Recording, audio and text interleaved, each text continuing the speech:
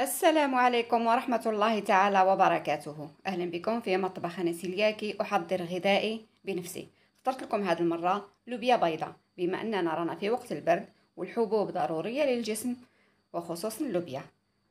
حضرت لكم اليوم اللوبيا، تبعوا معي الطريقة، طريقة سهلة جدا وبنينة وجات بنينة. تبعوا معي للأخير. أول حاجة غسلت كأسان لوبيا، راني نظفتهم، حطهم الآن في الماء يباتوا ليلة كاملة 12 ساعة فما فوق. نخليهم يرتاحوا هكذا. بعد ليلة كاملة نتلاقاو. شوفوا بعد ما كملت ليلة كاملة، بعد ما مرت أكثر من 12 ساعة، نصفي الماء هذا، نعاود ننظفها.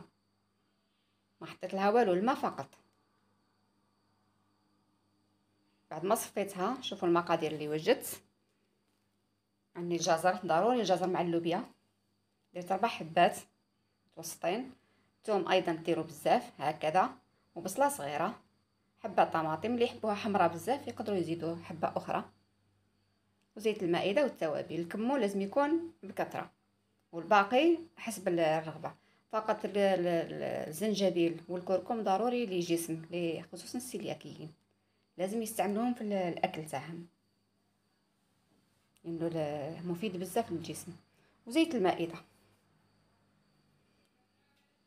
نبدا الان نجيب كاسرونه، قطعت البصله رقيق، نحط كل شيء مع بعض. جزر 2 حبات ريحتهم مسكرفاج و2 قطعتهم هكذا. نحطو اللوبيا، الثوم راهي مسكرفشه ايضا. نحط كلش مع بعض. توابل والملح. طماطم نخليها للاخير لانها نحطوها الان ما طيبش، الا اذا كنتو راح نطيبوها في لاكوكو تحطو كلش يطيب كلش كيف كيف. لكن كي طيبوها عادي ما لازمش تحطوا الطماطم. الزيت راني حطيت 4 ملاعق، هذه الرابعه. الماء راه سخون، نحط الان الماء ونخليها تطيب على نار متوسطه. دائما الماء لازم يكون سخون، من الاحسن يعني لازم الماء يكون سخون. نخليها تطيب، كل ما تنشف نزيد لها، ومن جهه اخرى نطيب الطماطم وحدها، نضيف لها شويه زيت شويه ملح ونخليها تطيب. كل ما تنقص نزيد لها الماء.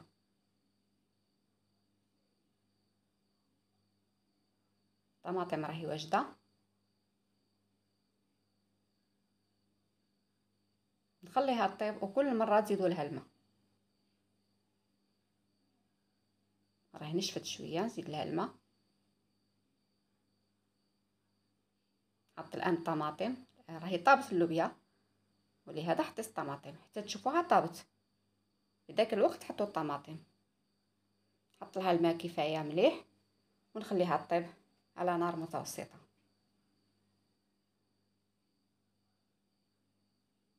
شوفوا راهي طيبه، خليها فقط باش تختار شويه.